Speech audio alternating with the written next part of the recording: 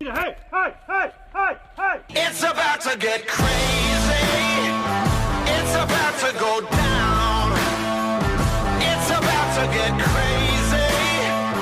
It's gonna be loud. This is our house. We do what we wanna. We'll blow the roof up. Everybody's coming. It's about to get crazy. It's about to go down. It's about to go down. You are listening to the Gritty Podcast, where we talk about all things gritty. Life is not easy. Life isn't fair. It never was, and it never will be. A good life takes grit, because the best things in life come from hard work, sacrifice, resolve, determination, and perseverance. Because grit means never quitting. It means coming back time and time again until you succeed. So on this show, we talk hunting, we talk outdoors, we talk conservation, we talk family and life. We talk fitness, and we talk strength of body, strength of mind, and strength of character. Prioritize who you are and who you want to be. Get gritty, because life isn't fair, and a little grit can make all the difference. All right. We're about ready to go live with a gritty podcast. And we decided before we get started, we're going to go ahead and run it live a little bit. Yeah, why not? For a few minutes. All right, so I'm here with Ryan Carter. Ryan from, what is it? DC Outfitters. DC Outfitters. Yeah, don't act like you don't know. You're such a brat. Some outfitting deal where they kill giant bulls here in Utah. Right? Yeah. All Utah. Yep. So for those that are tuning in right now on the live story, do you have any questions for Ryan? Because we're going to dive into elk hunting, especially like big bulls, early season. That's my specialty. What shoes did Ryan go with today? I have blue Maxes on.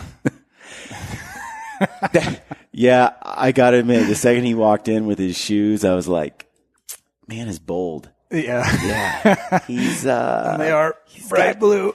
He's got a style. It's all his own. Favorite camo? Is that for me or Brian? I'm pretty sure the show's about you today. Yeah. Yeah, I'm all sick all the time. Have been for 12 years now. Long time. What let's is see. the up? I don't even know what Hi language from that Alberta. So, Alberta is full of gangsters. Honestly, I want to get into on today's episode of Gritty. Ryan, you know elk. How long have you been guiding here in Utah? Since 2005. Since 2005. So, yep. And I had you on the show not too long ago, and you mentioned killing elk early. And the season here, typically in the units that you hunt, they open like August. Yep, second week of August. So you're killing your big bulls then. They still got velvet on half of them, yeah. And then later, you told me that killing some of those some of those big bulls. Yeah. That your odds go down significantly once the season starts. Once you get past that first week. Right. If you're targeting bulls, I try to kill them early when they're patternable. Hunt them just like you do deer. Any deer. But yeah, I try to get them on rotation, try to pattern them, kill them early. The rut's for suckers. The rut's for romantics. People who like to call. Yeah. Okay, so let's get into that. So tell folks a little bit about yourself. Central Utah raised, kind of punk kid growing up, lots of skateboarding, that kind of stuff. Got into bow hunting, learned a bunch of elk stuff from my grandpa, dove into it hard, and I'm a sucker. I'm a sucker for elk. Just the other day, we were down here and in the showroom here at the Mountain Ops Base Camp. There were 3 bulls. Yeah. That you took part in. Kind of. No, just one. The one was Kyle Ostrin's. We helped kill last year as a big one. Brian Schiller's. That's MJ? That's MJ. Ryan's all about naming them all. Sort of like those whitetail guys. I actually don't like naming them. I don't like naming bulls. The problem is when you're watching 20 bulls, you can't say the 7-point in this canyon or the 6-point in this canyon. Everyone starts getting confused because elk are elk. Like, so you name them for practical reasons. It's practical. A lot of them are super cheesy and super stupid names, but it allows us, like in the group, like last year we had the Mountain Ops guys in camp. I think we had 20-something guys in camp, and it was easier for us to say we're going to chase this bull today or this bull. And everyone knows what you're talking about. If they've got a name, you kind of have an idea of where they're at, and sometimes you can attribute personalities. You know, this bull does this like this bull did. And you can't refer back to them if you're just calling them, you know, the 7-point from 15. Okay. You know. So walk me through, because how do you find these bulls? I do a lot of trail cameras. Okay. Yeah. How many trail cameras? Right now I have about 90 running. I think I'm like 87 something. So I'm a little light for what I typically do, but this year it's 90 a little different. Folks, 90 trail cameras. Yeah. They're all next to roads. Okay, so you've got all these cameras out. Uh-huh. And you check them all? I check them all. How often? This year, not as often as normal, but I do rotations where I can kind of get through 8 to 12 cameras a day. Every weekend, I try to get through at least 25 cameras. And like last season, I spent 67 days on the mountain before I called the season. This year, I'm only in about 17 days, and it was all placing cameras. That's why I say I'm running behind. I haven't hardly checked any. My bad. So you run all these cameras, so that's really a primary scouting tool for you. Well, for certain areas, like a lot of the areas I run, you can't glass, right? It's dark timber. It's a plateau. There's no glassing. I don't even carry binoculars half the time. However, there's certain areas on that unit and the adjacent units that I guide that I can glass. And so, for certain areas, that's all I do is trail cams. But if I can glass, obviously, like any hunter, you can cover a lot more miles under a piece of glass. So it's just the last 2 years specifically, the bulls we've been targeting have been in the dark timber. Vixen Outdoor Adventures asks, do you have success without cameras? I'm worried that mine will be stolen, as I usually only hunt public lands. That's all I do is public lands. So step your game up, dude. No, there's ways you can make those cameras foolproof. And I mean, any thief is going to achieve results, whether he tries so hard he smashes your camera. There's ways though that you can get those cameras. I invest a lot. Most of my cameras once hung, I average about $400 a piece in them. And that's not the cost of the camera. That's all the preventative measures I put into them. Really? They get expensive, but it's a worthwhile investment for me to try to secure them. That's all I do is public land. So you can do it. And yes, I have success without cameras. Very rarely, up until the last 2 years, did I ever kill bulls that I got on camera. Cameras are just for fun for me. But I have been successful the last 2 years because of the cameras, because of where we've been hunting. Yeah, I want to ask you about that because, okay, you use cameras, you scout, but over the years, both hunting bulls and using cameras, I would imagine you've learned a lot about elk behavior, especially because you're not doing a lot of calling. You're going to learn some things about elk behavior that's a lot different than those that are trying to employ a calling strategy, maybe at the peak of the rut or. Well, calling strategy is, I have to do it. I love calling and I love the rut. It's so fun. That's why we love elk hunting. It's a must in the rut. Yeah. But strategies change. You have to have a preseason, a season, and a postseason strategy, just like any whitetail hunter does. A lot of guys in the Midwest, they won't even take work off till they start getting daytime pictures of their whitetails. Right. Right. It's just a strategy. Has nothing to do with the moon or the dates or any of that. It has to do with, well, he's not even showing up. It's that simple. Okay. We all have strategies, but it changes with the weeks. Okay. That makes sense. So, so back to the cameras, you're using those cameras, you're checking them, and how do you lock them up? Like, what are you doing to keep them from getting stolen?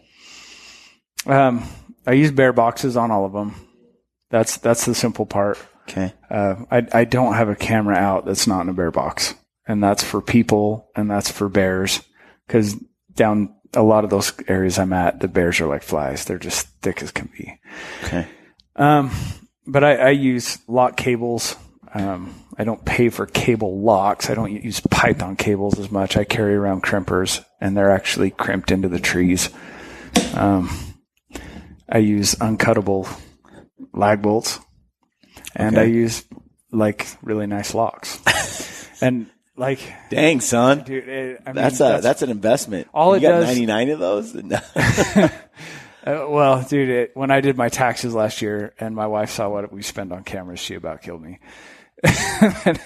That's how it goes. That's how you keep the system rolling, and all it does is keep honest people honest. Thieves are still gonna, they're gonna get what they want eventually. So, yeah. My next question is along the lines of this guy here. How do you know where to hang your cameras? Experience. Cameras are a funny thing. Elk. You want to focus on wallows. You want to focus on feeding areas. Obviously, wallows are the big hit. So I walk into a wallow, there'll be 14 cameras. What I've learned over years that will help a lot of guys out is wallows are great in September. Wallows are great in August, but they just typically walk through.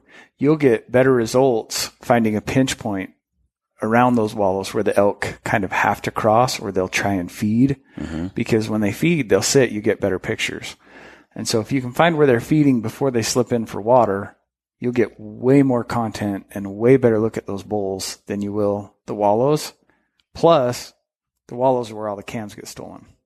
So if you put it out in the feeding area where people aren't even noticing it, they're riding by on their horse, they don't even look over at the camera, they're walking to the wallow, you're not going to lose as many cameras. Do you have any cameras that remote send you pictures? No. You have to go pull the card and all of them? I have no service. I don't have one. Okay.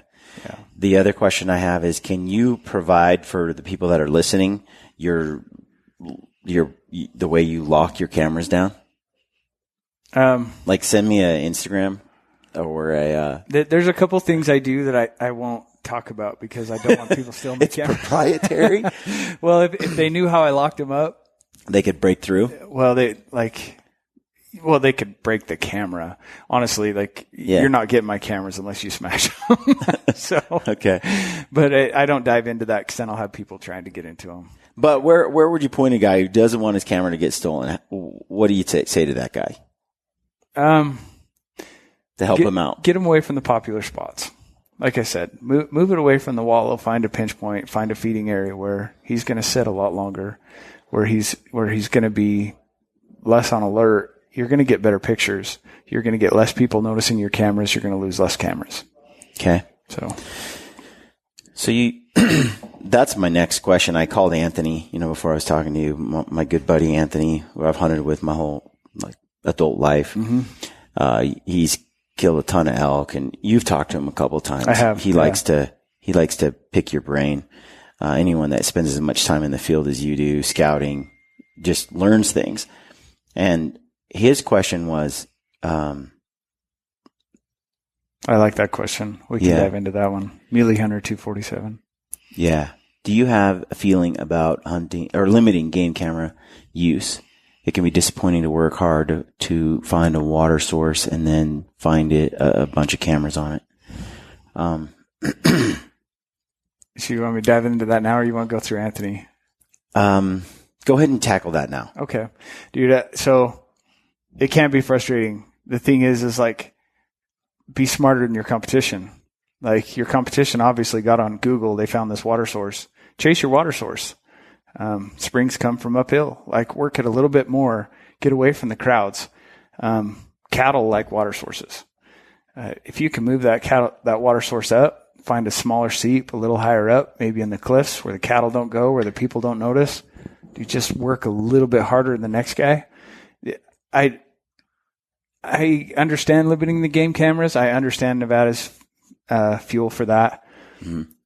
The second they make it so they can't hunt with the use of trail cameras, I will stop hunting. I like cameras. I will go. You will not stop I hunting. will stop hunting that state for sure. Because I will still run my cameras. I can see that. Yeah. But I understand people's frustrations with them. I have those frustrations myself. Part of the reason I hate where I hunt is because as far as elk go, it's probably one of the most popular trail cam spots in the state of Utah. You want me to get a little closer? Yeah. There? Not that close. Okay. So I understand the frustration. I understand, but you still have to understand those people have already found that spot. Like you didn't walk in, you worked really hard to find that water source, but so did everyone else. And it is public land. So everything's competition. Sorry about that. You just got to up your game, beat the competition, find a better spot. Sometimes there's not a better spot. Sometimes that is the best spot. That's where you have to learn to secure your cameras a little bit better. And he's still, that elk is going to move out of there. You've still got to find a pattern. You've still got to find a migration. Just because you found the spot where one big bull likes, just, you got to move it a little bit more because you're never going to pattern him off that one spot. So with all the time that you've spent scouting and doing all of this research, cameras throughout the years, and then AKC, and then making it happen on guys that are out there trying to kill a big bull, what have you learned about big bull behavior? Big bulls are like ornery old guys like us. Like they like to be by themselves. And it doesn't matter the time of season, late season, early season. Bigger bulls are really reclusive. They stay away from the herds. They rarely rut. Big bulls hardly ever pull cows. They leave that to the 350, 360 class bulls. They pull in, grab hot cows, move back out again.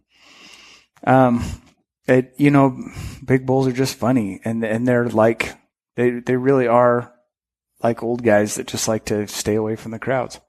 They put on a lot of miles. Typically, my rotations on elk, your 5 to 6 year old bulls that are in that 340 to 360 class range, they rotate on a tighter loop. Your big old bulls, they'll rotate on a bigger loop where they might be 16 miles. Really? Before they hit back the same spot.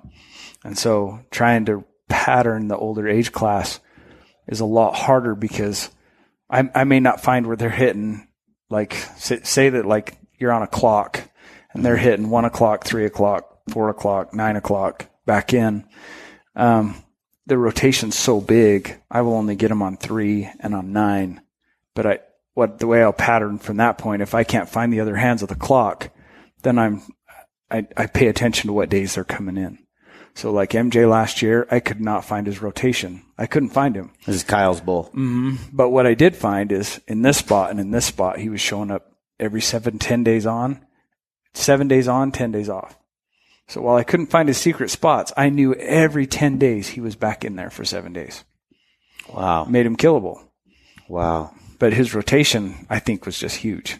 I just don't know where he went. Somebody just asked a great question. Do you worry about pressuring them as you go in and you start? No. You don't? No. Elk aren't whitetails. You're not going to kick them out of there. You might move them up a tier. Elk run benches, right? Elk are huge on benches. Most of their patterns are based on elevation. And all you'll do is kick them up a bench. You'll move them up a little bit in their rotation or move them down. They come back. They always do. So I never worry about that. You'll never catch me wearing my whitetail rubber boots in my elk country, I promise.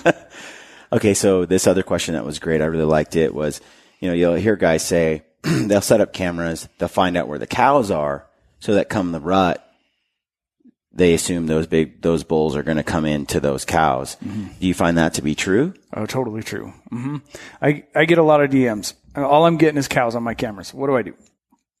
Dude, leave them. It all depends on what you're hunting. If you're archery hunting, move them. Try to find an area where they're spending more of their time and more patternable. If you're rut hunting, leave them there. The bulls come to the cows, always. And they typically rut in those spots until post-season rut behavior begins. And that's where they move into their wintering grounds. And that is where matriarchs come into play. That's where like areas with lots of cow tags are harder to hunt rutting bulls because they don't pull into the same rut areas. So if you have units where they're killing lots of cows, don't expect them to pull into the same spots every year. They won't. Okay. Because you're basically saying that matriarch, she has a spot she likes to go, and she pulls year after year. The bulls. So as long as it's this happens a lot in Oregon where it's bull tag only. So you're gonna kind of like you're saying that matriarch for 10 years or so, she'll be the leader. She'll pull all of them into the same basin. Where so you can almost bet, like they rutted in here last September 20th, October 1st, the late rut. Yeah. You can almost bet they'll be back in there next year. I hunted, Anthony and Ben and I found a spot where it just seemed like, and it was a bull only unit in Oregon.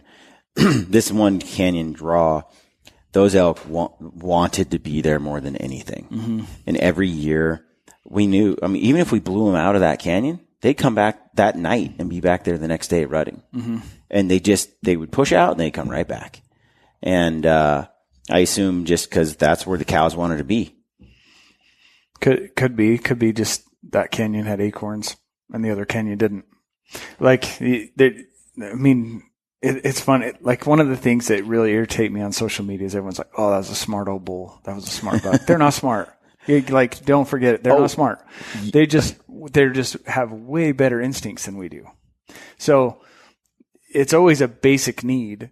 For whatever reason that is, it's a basic need for why they go back. Make the game a little simpler. Don't overthink them. Okay. We overthink. We overhike. Like, I'm telling you, most of the bulls I kill are next to the road. Yeah. I'm not joking. Well, especially with people's willingness to get back deep now. Yep. It's a lot easier to get back in the deep country. And when we're younger, we have a pull for that. I was just talking with Casey. You know, when you're younger, you got to pull, got to hit the next ridge, the next ridge, the next ridge. And as you get older, you start figuring out, dude, the wind comes from this way. They start over here. Let's just move over here and get ahead of them and slow it down just a little bit.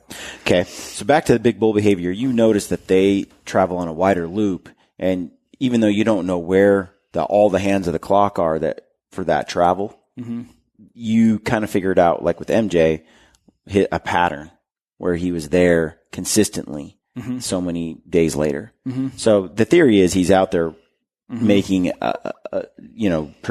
taking a route over and over again. That's what he is. And that's what you found is the case? Like these bulls everywhere I've ever guided, everywhere I've ever hunted, elk have a rotation until the velvet comes off. You got about 2 weeks between, so they start peeling velvet August 10th. And between that date and about Labor Day, you got a pattern you can stick to.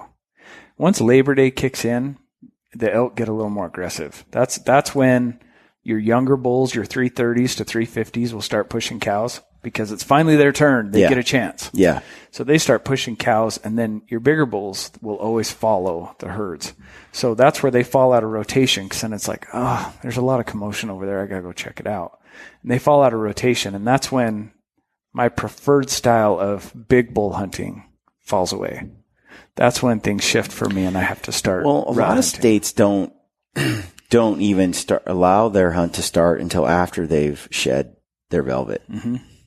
Well, the velvet, even Utah, they're usually done. There's a couple that straggle, but most states start in September. Right. And that's where all your trail cam game kind of sucks. Like you're getting pictures of bulls and you're kind of learning where they like to hang.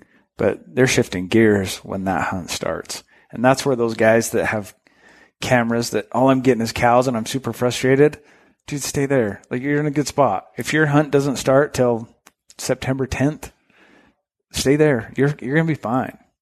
Yeah. Somebody asked about with the trail cameras out there, they're getting tons and tons of pictures of bulls. How do they get the bulls to stay in that spot come opening day? And I've noticed that, like, when I get 6 or 7 bulls on a camera all hanging out and through a pinch point or traveling, but no cows. Come opening day, they're gone. Not there. Yeah. Good. Well, that's what they do. That's like I say, that's when they're shifting strategy. That's when they're trying to find, and you whitetail guys will see the same thing. Like come October 20th, that's when the bucks start cruising looking for the doe herds. Elk do the same thing. About Labor Day is when they start going, okay, I got to figure out where all the cows are. Cause there's, it's going to get crazy here in a little bit. And they can feel it coming. They know. So early season, the first week, you're following the patterns that the camera is giving you, and you're getting into that spot that where the bull comes through all the time, and you're there before he gets there. So ambush. You're ambush hunting. You're not calling. You're not doing any of that. So how do you build your ambush? Well, and that depends on the spot. So first thing I pay attention to and always pay attention to, well, first and foremost, always moon. Moon's when patterns shift. Second's wind. Wait, so you got to. So we're getting into the moon here. Yeah, but that's, dude. You can look at when patterns shift, no matter any species you're hunting. Yes. By date and by moon. Okay. Like those frequency and moving, like high traffic periods. Dude, anyone doing trail cameras, do this. Pay attention to the moon cycle. Pay attention to when your Garmin's telling you, like, this is the time for good movements, because they do it at night too. You have good movement at 4 a.m. You have good movement at 2 p.m. Look at your cameras. I promise you it's fairly close. Moon makes a huge, huge thing. Corey Jacobson says the same thing. Okay. Well, and Corey's the master. So. And I think his, I've heard debates around whitetail and other species and whether or not the moon phase is as critical. But I think I agree with the theories on moon when it comes to elk. I think for elk, I book my whitetail hunts on moon patterns too. So I'm not. It's just superstitious, folks. It is. It's voodoo. It's just voodoo. Okay. So go back. Tell me how you're building this ambush. You're paying attention to moon. I want to make sure they're moving that area at that time, cause it's just a matter of looking at when they're more frequent. Cause I bring in my clients when the moon is good. If the moon's not bad, I tell them to define hold off for a few moon days. is good. Well, like full moon at night is typically bad unless it's full moon at night. Cloudy. No, like, it's almost like when the moon rises. Like evening moon is awesome. So if it's shutting down at 2 a.m., you have a good day pattern. If it's shutting down at 6 a.m. and not rising till 10 p.m., that's when it gets hard. Like they'll sleep all day. You won't have near as much movement unless the cows are super hot. And I don't think the cows get hot when the moon's like that. Okay. So this guy says got a full moon the day after opening day. Any tips? Full moon all night. That's when you hunt their bedding grounds. You don't want to be up moving around. That's ambush hunting is best, but you have to have a pattern or take the week off. Right? Like you're not going to catch them in transition zones on a full moon night. So that's where you want to have your game stepped up just a little bit, get their patterns down, ambush them in their beds because they won't get there till, a little bit after light or right before. So you like to hunt when the moon phase is at its smallest. Daytime moon is your best moon. Daytime full moon is your best moon because the cows are usually cycling and they're not moving as much at night. So the daytimes are crazy, at least for elk. Okay. So, and then building your ambush points, like get in there mornings. So you said there were two things you paid attention to. I heard the moon and wind. Always wind. So whether you're ground blind hunting, tree stand hunting, you want to know which direction the wind's coming in. During those periods. And typically it's fairly consistent, then you have off days, but, like say with Kyle last year, MJ was hitting a great big meadow about the size of 2 football fields together. And he was doing it consistent. The problem is where he entered and where he exited is where all the wind blew morning and night. So I found another spot where we're getting him on daytime pictures, but not as frequent. Well, that's where Kyle sat his first week, 10 days. Wasn't seeing elk. He never came through. Had we left him there, he would have killed MJ 8 days sooner. Wow. But he was tired of sitting there because he wasn't seeing anything. So we moved him up to that big meadow. Well, now he's seeing bulls and he's seeing MJ, but he's too far for archery. Rifle hunting, he'd been dead. It was 117 yards, and the closest he ever got was 92 yards. So finally, I think we were... And are you worried at this time when you're doing this? Are you worried about blowing them out? No, because we had the wind right. Okay. Like we were playing it safe. I knew where he came in, where he exited. I'd done all my homework figuring out where this bull goes and comes from, just like I do all my bulls. So I knew we were safe where he was sitting. The problem was we couldn't get an archery distance. Kyle's a bow hunter, and Kyle's a gangster. Like, he is really good at what he does. Yeah. So finally we decided. Kyle's sneaky. He's so patient. Like, I hunted bears with Kyle. Yeah. And that was almost, that's his strength, but also his weakness when it came to bears. Oh, really? Yeah. We didn't ambush, really. So it was spot and stock. But with a bear, they wander and they move and they go and I'm like, you got to get, and they're blind. And they don't really hear all that well. I mean, if the wind's blowing pretty good, you can sneak up. So I'm like, aggressiveness, he had to ramp up 100-fold. Okay. But I could see how his patience would translate into killing some monster bulls. Well, patience is always the game on elk. Like, it's just stay back, wait, give them a few more minutes. If it starts to go south, then change your game. Yeah, bear aren't like that, because if a big giant boar comes out, you may not see him again for days. And he might go 7 miles that way. Like, they don't really have like a pattern. Bears, there's food everywhere. You flip over a log, eat a bug. And you never know what a grizz might walk by that night, and then he might move 5 miles west, and you're like, okay, where'd he go? There's no... Yeah. With this, I could see. Screw grizzlies. Okay, so sorry I interrupted. So, Kyle. So anyway, eventually we decided we're going to take a risk. We're going to build a blind in that corner where he's coming out. Okay. And we're going to put an ozonics in that blind. And it worked. Like, I am a whitetail guy. I truly believe in O2 hunting. Like, I believe that's a thing. And it works. O2, I mean ozone. Ozone, whatever. Yeah. So you got the blind. The wind is blowing toward the elk.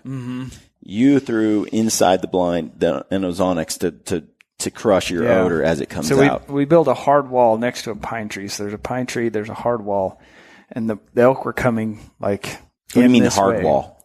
Just like a really thick, trying to keep our scent in from blowing into him. So there's tons of pine boughs, and eventually, once he cut through there and cut right here, Kyle would have a shot.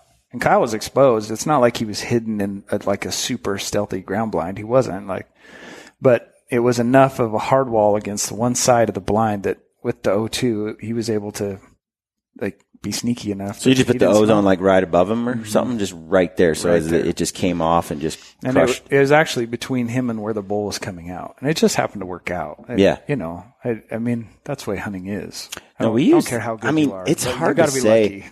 lucky. I use the ozonics in ground blinds in Montana. We were getting busted, and then one of the guys brought an ozonics, and we threw it in there in the alfalfa fields. And sure enough, they were just blowing out every single time they came downwind of the blind. Once we put that in there, they were just feeding downwind of us and hanging out. Now, I don't know if it works or doesn't work, or we're just like, all I know is it probably didn't hurt, because all of a sudden they were hanging out before they would blow. That's what I always figure too. Doesn't hurt. Like it's worked in the past. So yeah, I'm good. Okay. So you set it up like that. So what's another scenario? I'm very curious how you're getting how you're setting up those ambush. You're paying attention to wind. You're really getting in there when the moon is right.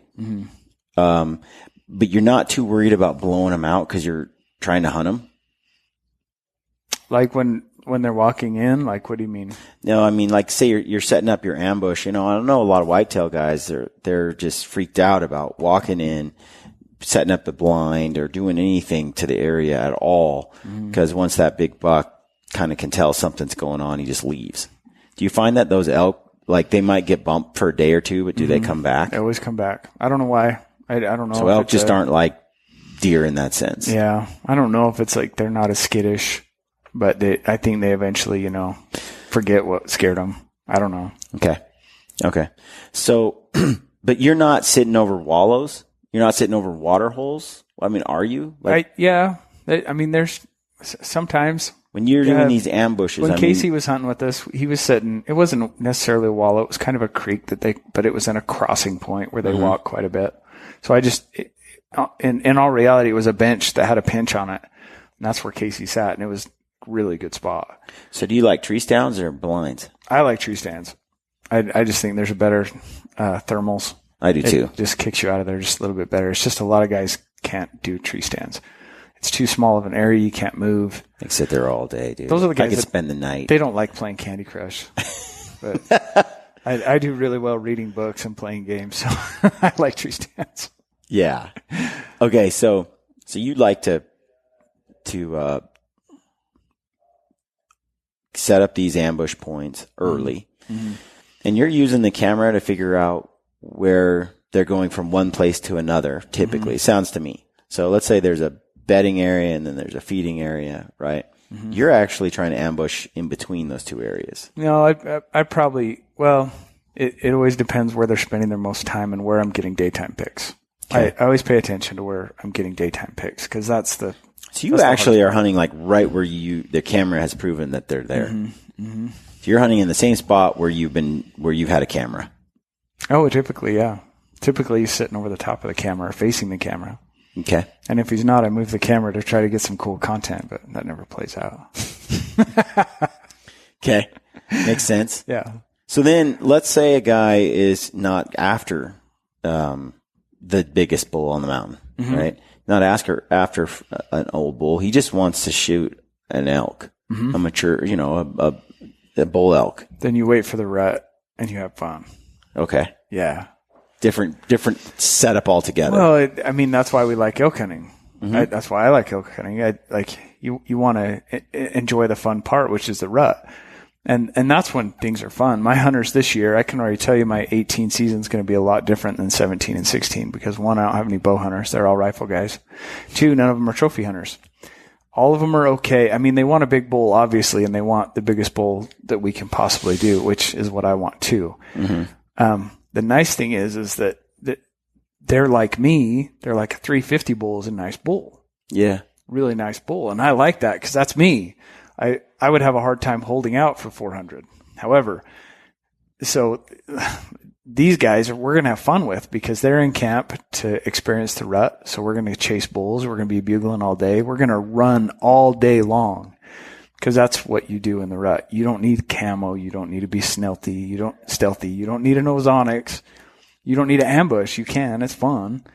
But in all reality, you just need to be mobile and listen and bugle a lot, and it's fun. But so I'm excited about this year, but I can already predict that we probably won't have the season we've had the last 2 years because of it. You mean in terms of overall size of trophy class? If you're interested, record in the book inches kind of thing, stuff. It's not going to be the same type of hunt. Okay. So let's say a guy has 10 points, non-resident, Utah. What do you recommend? As long as that all depends on what's important to you. If inches is an important thing, you hold on to those 10 points. Okay. 10 points, probably slightly under the point creep, but the nice thing is the units are shifting. So there's always like little hidden units that they up the age class on. There's 2 of them this year. I'm excited to see how they do because I've guided them both. They upped the age class. They lowered the tags. This year might be a good year for those units, and next year I will put in the 10 pointers on those units. So hang on, be patient, watch the whole stats thing. 12 points, you're over the point creep. I'd be saying hold into these areas, but that's only if you're trophy hunting. Now, if you've got 10 points and you just want to kill a nice bull, there's a dozen units that you are just going to have a ball on. Like our Fish Lake unit probably has more elk than any other area in the state of Utah. There is a ton of them. You'll literally get sick to your stomach of hearing bulls bugle all day. I had one morning we called in 22 bulls on the Fish Lake. Biggest one was maybe 330. But it was fun. So, like, if inches isn't your goal, if it's just killing a nice bull, It's like a bow and arrow. there's some great units. And if, you know, and same with like your late hunts. If you like the shaggy manes, you want a big, old, gnarly looking troll bull, at 10 points, you can get a really good unit. I don't like those bulls. I like them. I like the hair short, and Yeah. I hate the cold. So Well, we're talking mostly August about is nice. Utah because this is your stomping ground. right. Yep. You know, somebody mentioned that, and we'll get into other states. How much time have you spent outside of Utah? It's all here and there. I've done like one New Mexico. I've done one Wyoming. I've done 2 or 3 Colorado. But none of those I trophy hunted ever. All of them were just like, let's go chase bulls and kill a nice 6-point. And so if I had to dive into Arizona or Nevada about how to kill trophy bulls, it wouldn't be my game because it shifts. It's a different area. They have different habitat. They have different. So like I'd be starting fresh and I would still do the same thing I do. I'd run 1,000,000 trail cameras and I would stick to benches, and I would, once I gathered that information, I would take, okay, this is about my age class. I got 6-year-old bulls. My best bull so far is 350 or 345. That's what I'm going to hold out for the first week of the hunt. Okay, let's say that you're going out of state, right? Your hunt starts around September, I don't know, 7th, okay? And you have the whole rest of the month to hunt. How would you approach that? You've never been there before, but you know there's elk there. You've talked to some people. And that's all I get, like no August scout trips? Nope. Okay. So you start with biologists, Well, obviously. let's say, is it worth doing an August scout trip? Well, let's say I'm from Michigan and I'm coming to Utah. Okay. I would hire a guide. Okay. Let's say you're from Utah and you're going to Colorado or Idaho. Let's say it's 5 or 6 hours away. I always start with social media. I honestly, like, so we found a really big bull in Colorado this year. Really, really, really big bull, bigger than anything I've ever seen in my life. We spent 3 weeks on the phone trying to find out what our access is. We spent at least, we juggled 2 or 3 different outfitters trying to find vouchers for this area. I can't even tell you how many hours I've spent on the phone trying to figure out if we can kill this bull. Yeah. Turns out we can't kill the bull. He's just in an area that there's no hunting. And there is patches of area that you can hunt in there, but the vouchers were either unrealistic or they weren't available. Okay. And so we've just we've put this bull on hiatus. I'm going to go get his sheds. Like, that's all there's to it. Yeah. So, everything for me, I haven't even spent 10 minutes time on the ground, but I've already found out, where this bull's major route is, where he likes to rut. I found out how many pieces of private land are in that area. I found out who those people are.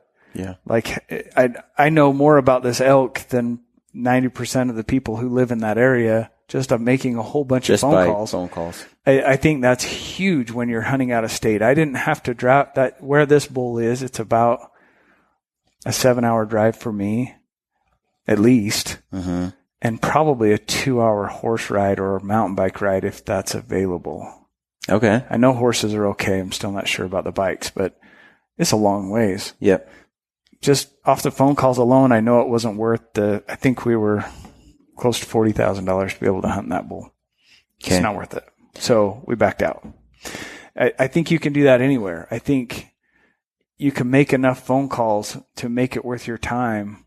I have guys call me all the time. Like, what do? I drew Wasatch at this expo. I've never been on the Wasatch. I don't know what to do. And I'd say, well, I don't hunt that. I know it. I could give you some pointers, but let me get you a hold of this guy. This guy's the master of that unit. He can either guide you or set you up with somebody who can help you out. Right. Because those phone calls are priceless. So what happens, let's say then you've done that part of it and you hit the ground in your hunt. You got 3 weeks. How do you approach that hunt?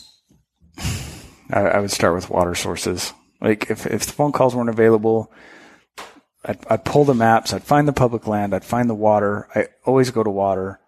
Once I found water, I'd be looking for signs. I'd be looking for, elk are like any whitetail hunter would do. Whitetail hunters start with scrapes because they know they're in there in the rut. They go with rub lines, so there's tree. Elk are the same way. I can walk into an area. In fact, we were kind of spreading our wings a little bit. I checked a different portion of the same mountain I guide where we thought we found a pinch. There's a cliff. There's a small bench that's only about 200 yards wide between the two. And then from that second cliff, it's all desert country. So we were betting the bulls were migrating through that pinch, right through that 200-yard area. So, and it was 3-hour drive, 2 hours on the four-wheelers, and a 40-minute hike to get up into this bench to check it out. Well, once I got up in there were no rubs. There were elk tracks from the summer. They're in there right now, but there was no rubs. There was no sign of rut behavior. There was absolutely nothing that let me feel like September was going to be good in there. In fact, there was no sign that I thought they would be in there late August because they've got to peel their velvet. So I bagged it. I didn't lay one camera, even though we spent all that time and all that effort and all that time on Google. I was like, this isn't going to work. So we went below the second cliff. It's another 2.5-hour hike and then a 4-mile hike or a 4-hour hike out. We spent the entire day below that cliff in the desert. There's tracks everywhere, rubs everywhere. Dropped 6 or 7 cameras down there that I probably won't even check till next year. But next year I'm going to have a better idea of what kind of bull's in there and what their migration route is through there. Okay.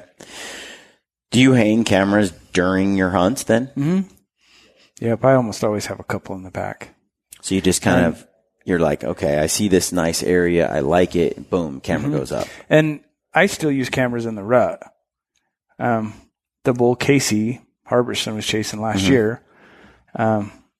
He kind of got messed up with some bear hunters. Utah runs a bear hunt during the bow hunt that they can use dogs. The dogs chase the bulls away. It took us a few weeks to find them, but here we are in the rut.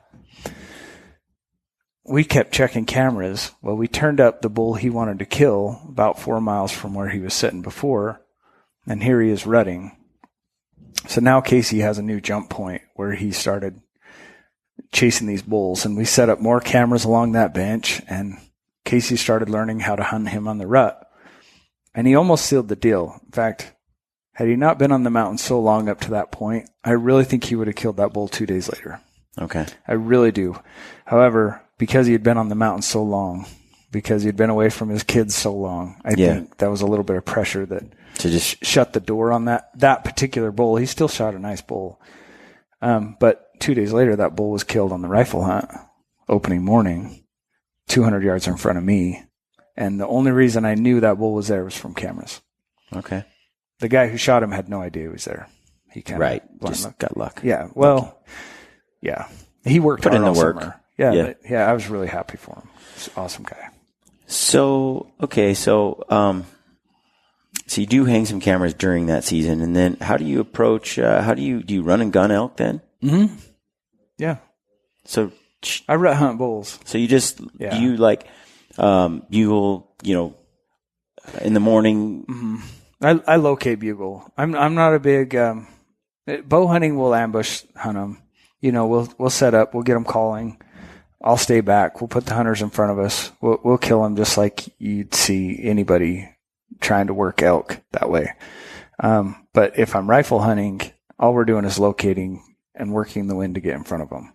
And it is run and gun, what everyone does. Like that's why we love elk hunting. They're loud, they're mean. Mm-hmm. It's all wind. Okay. So camo doesn't matter. Sneakiness doesn't matter. It's all aggression, and it works, and it's fun. Yeah, I think that's one of the biggest mistakes that new hunters make, elk hunters, or those that haven't really killed one yet, is they're just not aggressive enough. Yeah. No, elk are an aggressive animal. During the rut. Right. Right. That's what I mean. You know, they call and they hang back too far. They don't roll the dice. They don't get in and push them. Yeah. Roll the dice. Because even when they're rutting, they're stupid. Even when you bump them, they might run 4 miles. If you're able to run 4 miles, they'll relax. You can do it again. And I've done that with bulls where I chased them all day and I got in front of them 4 or 5 different times all in one day. And every time I scared them, they saw me. They winded me or smelled me or something. They went away, but I still got back on them. Like I said, that's when their instincts are stupid. And elk aren't smart. They just have good instincts. Right. So when they're stupid, you can keep playing them. Don't hold back. Be aggressive. It'll pay out sometimes. Last year I killed that bull in Colorado, in that public land hunt. They would come down into the meadows and feed every morning or throughout the night, really. And in the mornings, they would, as the sun starts to come up, they would go back up and they'd go like 7 miles up to the top of the mountain. Yep. And then they'd bed there and then they'd make their way back down just as the sun was coming down. And, you know, we'd hunt them in the morning trying to intercept them as they were headed back up to the mountain. But they seemed to take different routes up all the time, just enough that they'd be out of bow range. And it was driving Snyder and I crazy. You know, it was rough trying to do it that way, but I just wanted to chase them, see where they stopped, and then kill them where they bedded. And one of my favorite ways to kill bulls, and this is Corey Jacobson and I've talked about this a lot. I've always called a lot. I've been an elk calling, like that's how I kill elk. I've done some ambush stuff and just spot and stalk, but primarily I like to call them in. And I usually have Anthony and Ben helping me out. So I would I'd chase this bull up, and I like to see where they've bedded.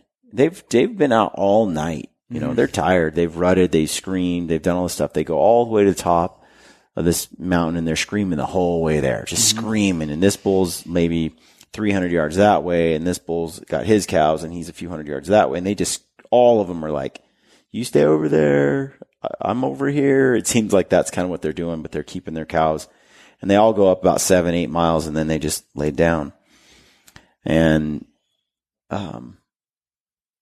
once they've laid down, it seems like what's worked well for us is, we've done this a few times, a lot of times actually, is they kind of go quiet for a little while because I think they're sleeping. And then we sleep in where the wind is good above them, get in as close as we can. And then we start cow calling a little bit. Ben or Anthony or myself will cow call a little bit. And then pretty soon that bull just doesn't like that, or he likes that. And so he calls back to the call, and then we like cut him off with a big mean bugle and start screaming at him. And he usually gets up and comes into get shot. And it's worked really well if we can figure out where they're laying down and shoot them in the afternoon. Yeah. Somebody wrote in a little bit earlier and said, you know, most of the guys he knows, they hunt in the morning and they come back to camp around 11 o'clock, 10:30, 11, and then they go back out at 4:30 p.m. and hunt the evening. My favorite time to hunt is the middle of the day. Middle of the day. Yeah. Flat out middle of the day. That's when elk kind of, I feel like bulls get up and leave their cows and go wallow somewhere. That's when they like expose themselves. They're not with a giant herd. It's funny how that just seems so like common sense to you, but a lot of guys don't see it that way. When you have that kind of scenario, elk have a threshold where you can get inside so far and they will respond to a bugle and come to you. But if you're not in that threshold of whatever that bull feels comfortable, they have a bubble. Like right now, I'm kind of in your bubble, right? Yeah. You might want to push a little, away a little, but they have this bubble, and sometimes they'll call back and they'll go. What seems like common sense to a lot of guys isn't to others, but like take note, because elk, if you can figure out how to stay out of that bubble and get your hunter in front, like if you know, you leave Aaron back there above in the wind, he's safe. He just kind of hits that cow call every now and then. That bull's in his bed and he bugles. Your most effective time to kill him is between 11 and 2. because they'll lay in their bed and they'll listen, and every now and then they'll pipe off. And if you're just patient enough to like let him cow call every 20 minutes and you just sit there, and then eventually pops off. So you move in X amount of yards, you just stay out of his bubble with the cow call. Yep. That's where a partner or a guide is so valuable. Yep. When you're trying to do that by yourself, you can't keep him talking during the day. No, we've pushed in where we get him aggressive and he comes after you, and that's all dependent on the setup. Mm-hmm. Oh, yeah. Setup has to be perfect for that. And then there are times where I just have been, 150 yards up the hill making sound, and I'm just slowly ghosting in to get in range. Super slow. And when I hunted Arizona, I love that because it's kind of a combination. It's spot and stalk, but you're using his weakness, the bull's desire to call every 5 minutes or whatever, as you're, or even 20 minutes to figure out where he's at. And we did this a couple times, but it was the first time that I saw an elk laying down sideways with his horns like laid up, laying there, and he'd go, "Bruh," bugle, and just, he wouldn't even get off the ground. But every now and then, Ben or Anthony would bugle, and the bull would like pipe off. I swear. And he didn't, and he's just laying there like he's sounding all mean and nasty, but he's just laying there like bees. And it's the first time I realized that. I noticed that he didn't want to move, man. He was tired, but at the same time, he wants to he just can't help but scream, man. Yeah. And then you use that weakness, that desire, you just move in. He's so not paying attention at all. Like he was oblivious. I've seen him bugle, and I swear they were asleep. Eyes closed, head down, and they'll just kind of rip one off because I'm still here. Right.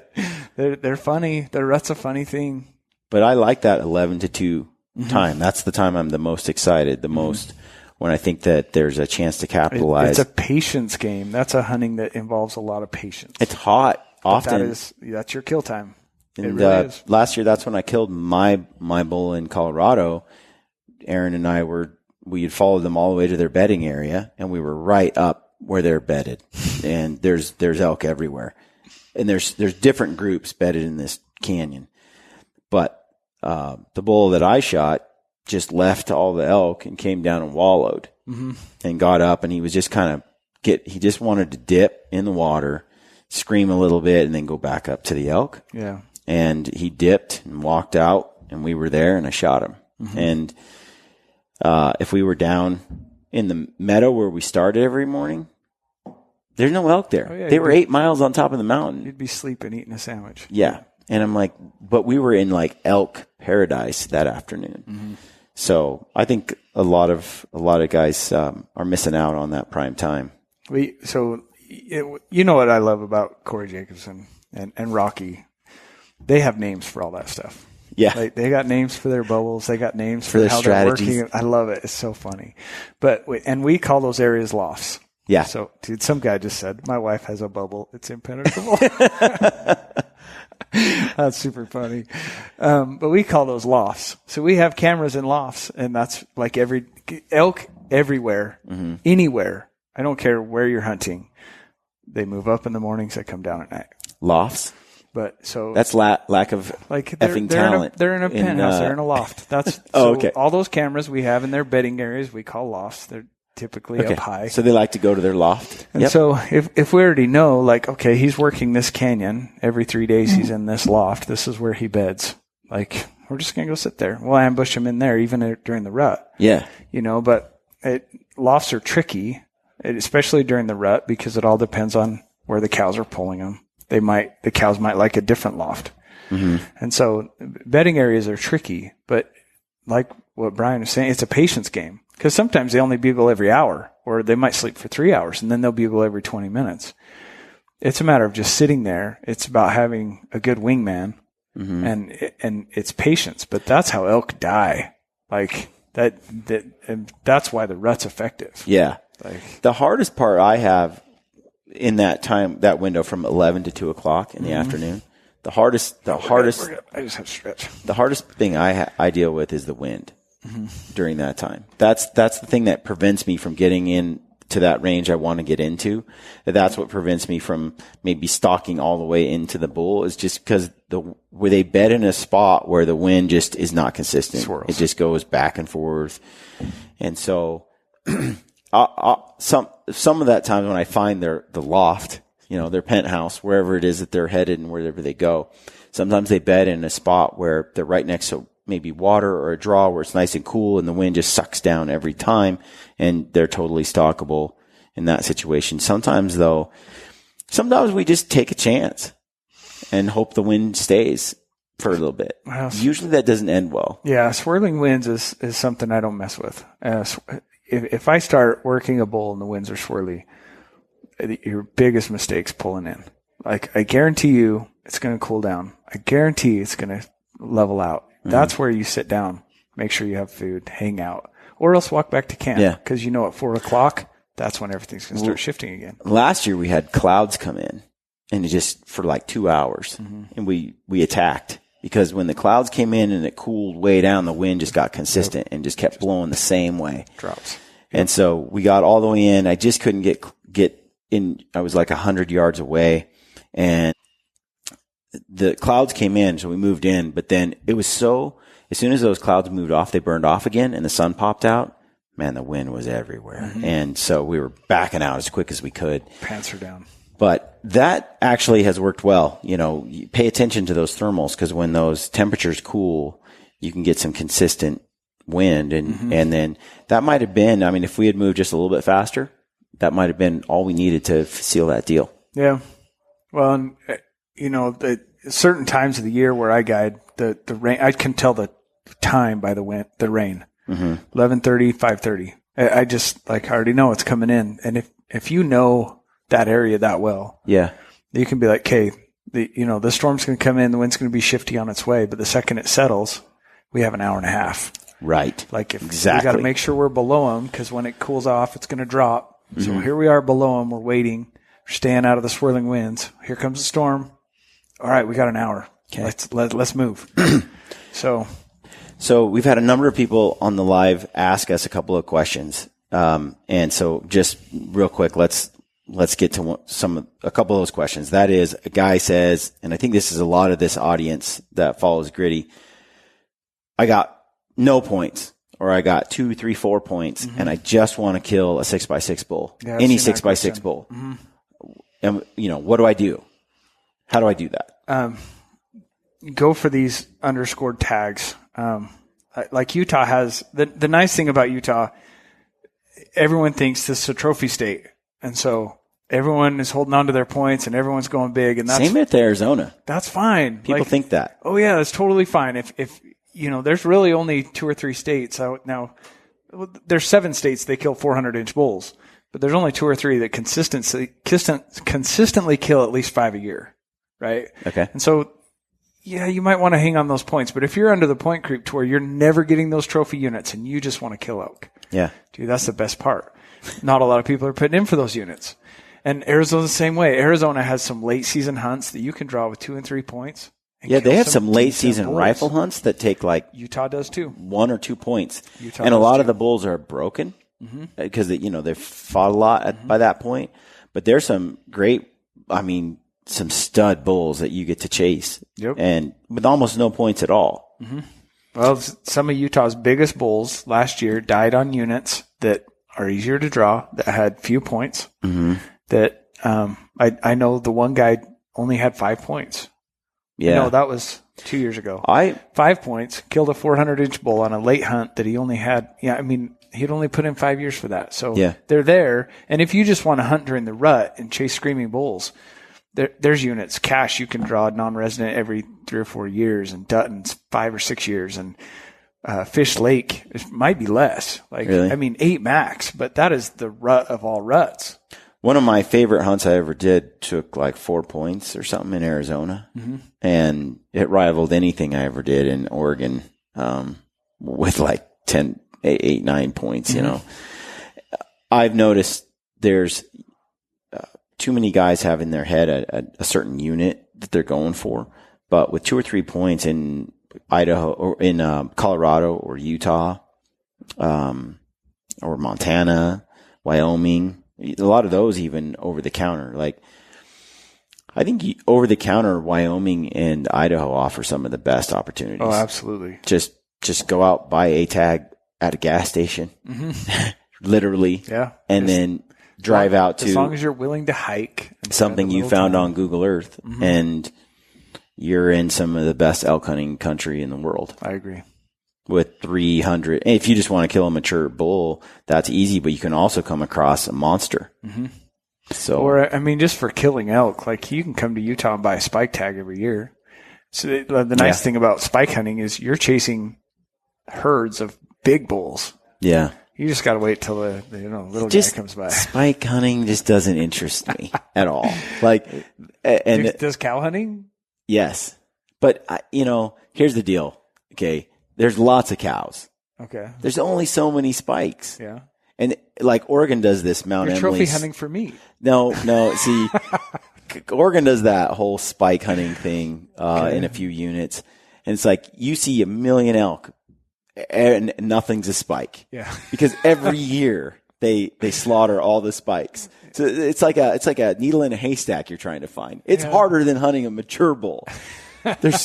So I'm just not down with those spike only hunts. That's fine. They're lame. So that's Gritty's advice. Why do that? Why do a spike hunt when you could go like over the counter? Well, the difference is this: do you have a weekend, or do you have a day, or do you have an afternoon? I could go kill a spike above my house in an afternoon. I'd literally 30 minutes from my house.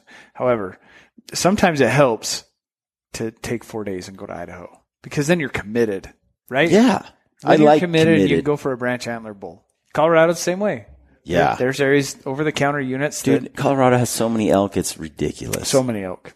Some of this though does require, when you're doing that, it requires a little more fitness maybe than some of these draw tags. I know you said you shoot a lot by the road, but I've noticed that, when you start doing over the counter hunts in some of these places, a lot of times you're killing them just, let's say 3 miles from a road. Oh yeah. Which doesn't seem that far, but when it's 8,000 feet. It's far when you have 400 pounds of meat. And that's just it. When you have 400 pounds of meat, that's when it starts to be like, okay, a guy can get himself back there and he can hunt, but the idea of packing something out like that is daunting. Mm-hmm. Well, you just got to do it a few times. Yeah. That's where I tell people, you're not going to be a good hunter until you start killing things. I don't care what it is. I don't care if it's cows, does, spikes. I don't care what it is. Start killing things, because 1, you learn how to work thermals. You learn how to kill stuff. 2, you start learning how to pack stuff. Packing out an elk by myself does not scare me in the slightest. You kill elk where they are, period. And the only reason I'm comfortable with that is because I've done it a million times. I have packed out entire bulls. I made not a million, obviously, but 20, 30 times by myself. Yeah. It's not an undoable task. You can do it. I agree. It's learning how. And so over the counter I think it's patience, packing out a full bull elk by yourself. It's just, you have to be committed to taking a few days to do it. But and not even a few days, but being committed to learning how to cut them up to where they're in packable sizes. Yeah. That's a huge thing. I can't tell you how many times I watch guys coming out with a freaking leg coming out of their pack. Yeah, no way. Which is fine. Debone that thing. But when you realize it only takes you another 20 minutes to take all the meat off that leg, and you drop 40, 50 pounds. Yeah. It's huge. All of a sudden you have a workable portion. You can get them out. You can do it. Yeah. Over the counter guys, it's amazing. A couple of guys mentioned that financially it feels like a burden to come out west and hunt an elk. They got the fitness, but they don't have the money. Yeah. Well, that's what this guy was just saying. Sage Trekker said Nevada spike hunt $120, Idaho bull elk $600. And each state is different. That's something What's your priorities, dude? There is something I would like to clarify, is that as I talk about these public land issues and whether we transfer public lands from federal to state trust lands, which I think is a horrible idea for many reasons, which I've covered. A few people have written in and they've said, well, I don't like the fact that I get a little pissed off when I am charged $600 to go hunt public land in Idaho, and then residents are charged like $30. And I think it's a common misconception that because it's public land, that the feds are charging those dollars, but it's not. All wildlife is owned by the state. It's a state boundary. It's not the federal. The states idea. own and manage the wildlife that lives on our federally managed public lands. So it's the states that are gouging all the non-residents, not the federal government. And I wouldn't even call it gouging. It's regulating. It's just like any business. It's supply and demand. Yeah. They want the non-residents to come, but they also want your money. They want you shopping at their gas stations. They want you there. Mm-hmm. But it's a matter of, and that's where your priorities are. They've made a product for you. I don't like. Sorry, that was me. They've made a product for you. Mm-hmm. Like, you got to pay for that product. Right. Well, there's enough people willing to pay $600 for that Idaho tag that they don't need to lower the price in order to sell it. Right. And like you said, and it would be nice if they shared the cost of that burden with residents, but every state's the same where they really favor their residents. And think about it, if you're a politician trying to get elected and now you want to raise resident tag fees, that's not the best way to endear the public to, or at least that hunting public to you. You'll have states that used to be very friendly to non-residents and then flipped. And a lot of the residents are like, yeah, I'm voting for that guy. Yeah. Now 90% of the tags are reserved for our state and only 10% for non-residents. Mm-hmm. It used to be 50-50. Right.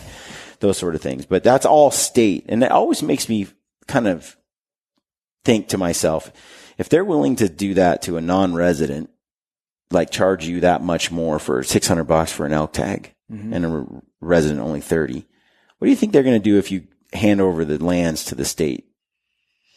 How much are they going to charge you as a non-resident to access those lands? To just come down the road. Just to come down the road. Like, at that point, they can do whatever they want to anybody. Right. That's a scary thought. I don't like that. I don't either. Tangent. So budget hunts, like, tell me this, like, you don't have a lot of money, but you want to hunt elk and you want to come out and you want to have a good experience. You don't want to spend a ton of money though. You want to kill a good bull. What's your advice? I don't think, as far as everyone's got a budget, I buy tags for rich guys quite a bit. I had one guy bidding on a tag. We're at $25,000. I'm like, dude, it's not worth that kind of money. He just keep bidding. At the end, we got the tag. It was like $52,000. I'm like, dude, we could have bought that tag next year for $20,000. Lives in a different world than me. And he said, look, dude, let's pretend budget here. Like, say you make $2,000 a day. Would you have bought that tag for $1,500? And I'm like, hell yeah, I would have. Yeah, in a heartbeat. It's the same thing. Budgets are all what you make them.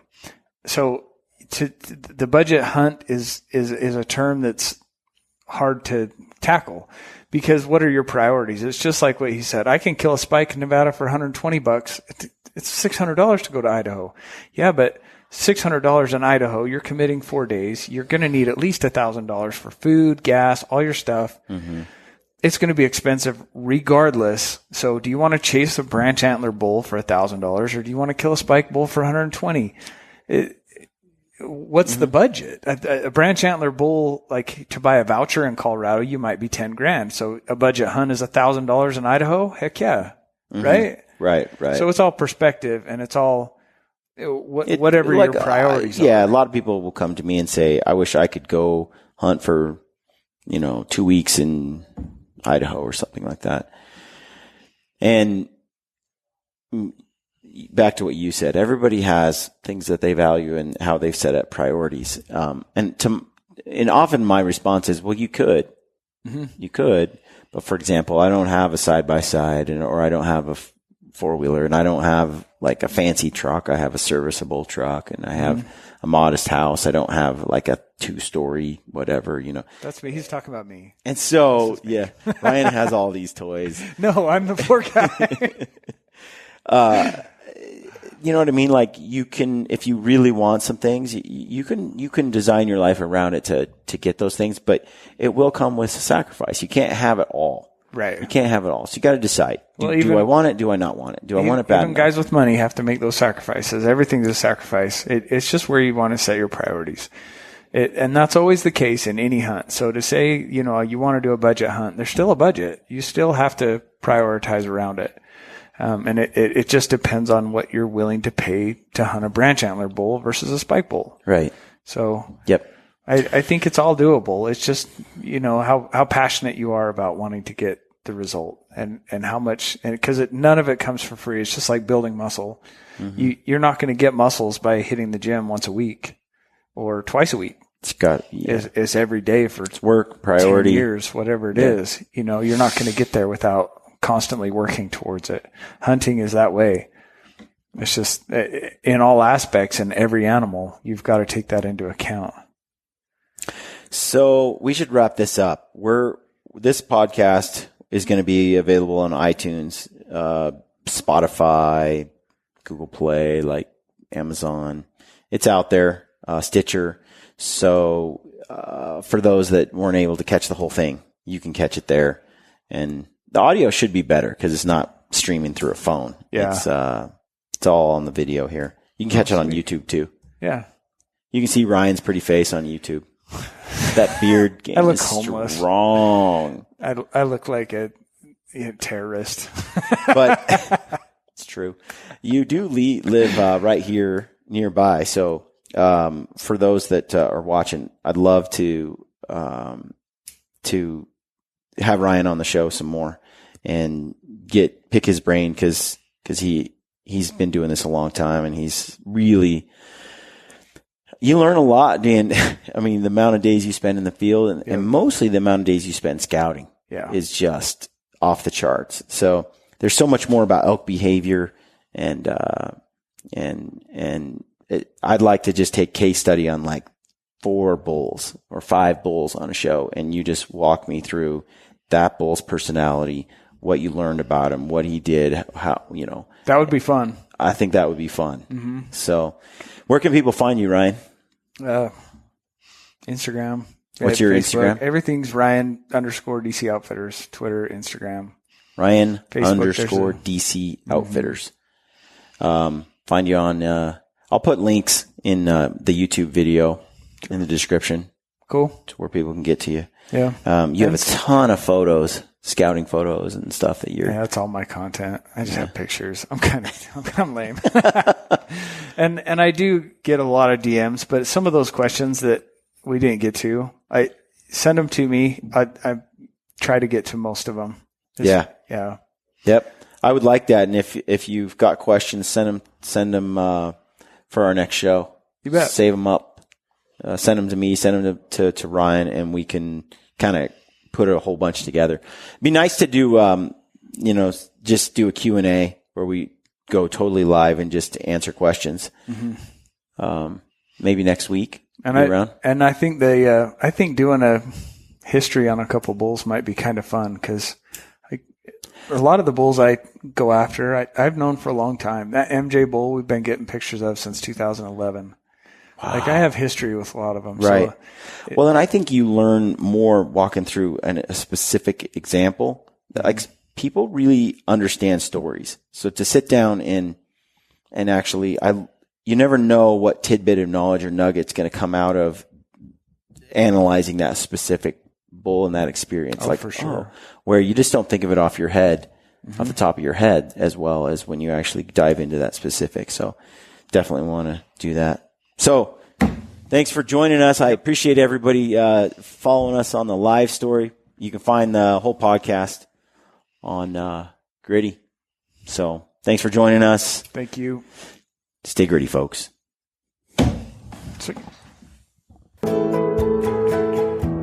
Despite our ever-changing, ever-indignant world with its growing ignorance of and indifference to the ways of the wild, I remain a predator. pitying those who revel in artificiality and synthetic success, while regarding me and my kind as relics of a time and place no longer valued or understood. I stalk a real world of dark wood and tall grass stirred by a restless wind blowing across sunlit water and beneath star-strewn sky. And on those occasions when I choose to kill, to claim some small part of nature's bounty for my own, I do so by choice, quickly, with the learned efficiency of a skilled hunter. Further, in my heart and mind, I know the truth and make no apologies for my actions or my place and time. Others around me may opt to eat only plants, nuts, and fruits. Still others may employ faceless strangers to procure their meats, their leather, their feathers, and all those niceties and necessities of life. Such is their right, of course, and I wish them well. All I ask in return is no one begrudge me, and all of us who may answer the primordial stirrings within our hunters' souls, my right to do some of these things myself.